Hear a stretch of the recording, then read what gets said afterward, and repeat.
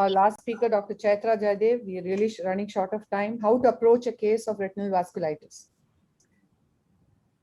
Right. So, good evening, everybody. It's going to be difficult to do this in 6 minutes, but I'm going to try my best. A lot of it has already been covered by Dr. Vishali, so I can skip a couple of slides. Thank you, Dr. Chitra, for making me a part of this. I have no financial disclosures. So normally, if I would see a patient like this who's walked into my clinic today with such an angry-looking retina, an angry-looking disc with a large neovascularization, I will simply refer the case to my UVR department or to Dr. JB or Dr. Vishali or Dr. Sudarshan, who are there in the audience and in the panel.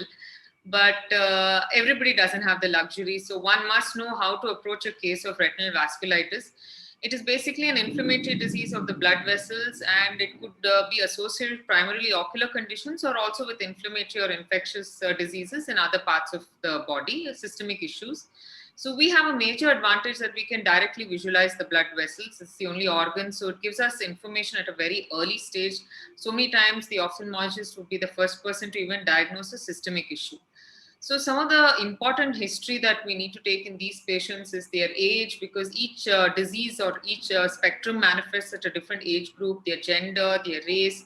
Medical history, again, is very important because it gives us clues to the underlying causes. What are the medications they're on?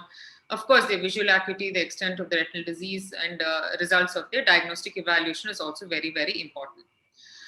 So patients most often present with blurring of vision, floaters is really common, blurring or loss of vision also, flashes, metamorphopsia, scotomas are some of the common symptoms. Now, what are the signs that we see in active retinal vasculitis? You see sheathing or cuffing of the blood vessels, you see cells, you can see macular edema. Again, very important signs of inflammation. You can see skip areas, so it does not necessarily mean that the entire blood vessel could be involved. You'll also see occlusive retinal vasculitis. You can have hemorrhages, cottonwool spots, again, edema. Sclerosed vessels are seen, later in the course. You can see a pale disc here. Late changes, you can also see telangiectasia and neovascularization. So this is the entire spectrum of vasculitis, infectious, neurological, systemic, and others as well. And each one of them again have their own different, subdivisions. Difficult to go into the details, but some of the systemic associations that we must be aware of is these conditions like SLE, Wegener, sarcoidosis, pars planitis. We need to investigate them basically to come to a diagnosis so that we can treat the underlying pathology.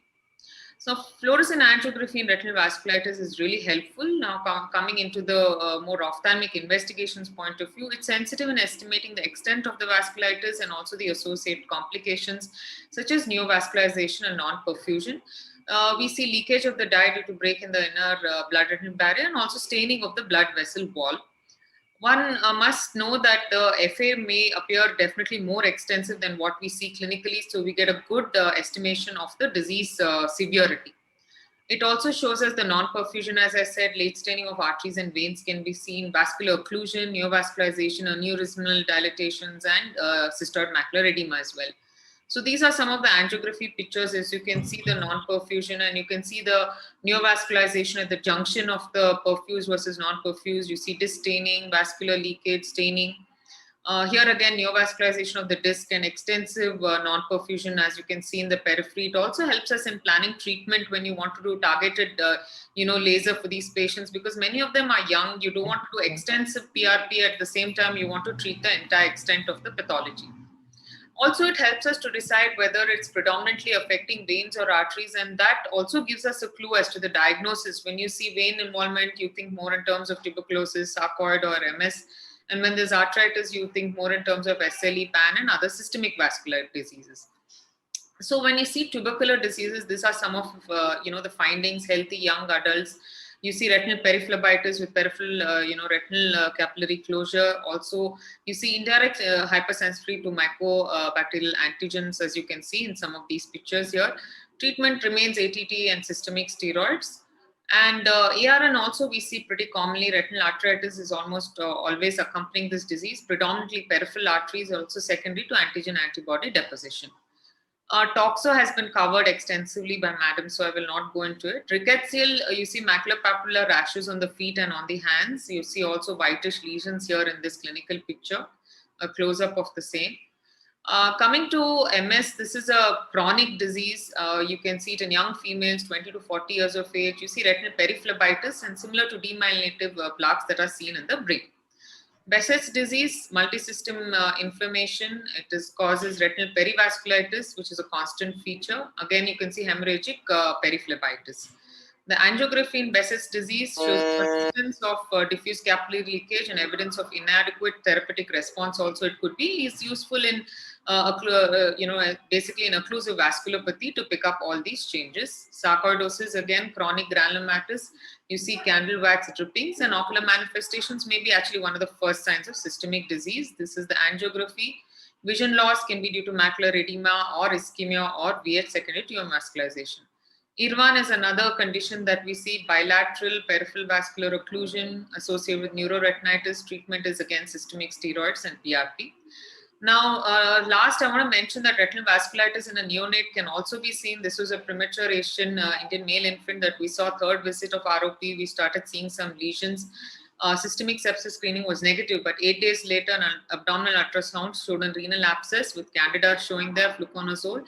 Follow-up 6 weeks, there was good response. So we do need to investigate these patients. One slide, my last slide. Okay. So this is one from a paper by Anirudh where he has listed out, all the different investigations that may be required based on our history and findings. To conclude, we need to confirm retinal vasculitis, rule out infective etiology, investigate to find out systemic disease association. A multidisciplinary approach is required. Steroids remain the mainstay, and regular follow-up, even after complete resolution for any recurrence, is very important. Thank you so much. Wonderful talk, Chaitra. You covered it all. Dr. Avinash, I'll ask that last question. What is this idiopathic recurrent branch retinal artery occlusion? Idiopathic branch retinal arterial occlusion, or? Yeah. So you're talking about Irwan. So that's a condition where you will have, it's a very rare entity where there's an optic disc inflammation, and you will have this vasculitis, preferably at the branching, which will be there.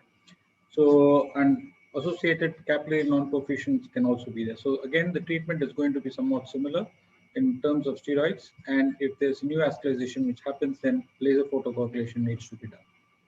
So we'll have an additional component of an optic neuritis as well.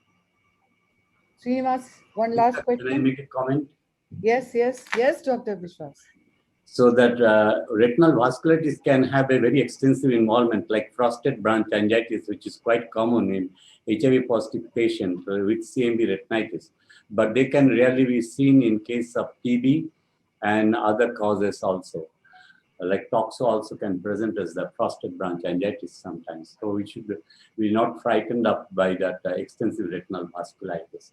And the investigations is often always a tailored and focused investigations. It's not really a battery of investigations should not be done. It is short differential diagnosis and then order the test.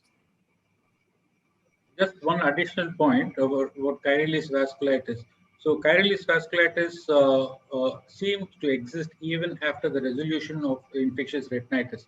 So that should never be an indication to continue an antimicrobial therapy. Sometimes it takes even a couple of months for the Chilaiditi's vasculitis to resolve.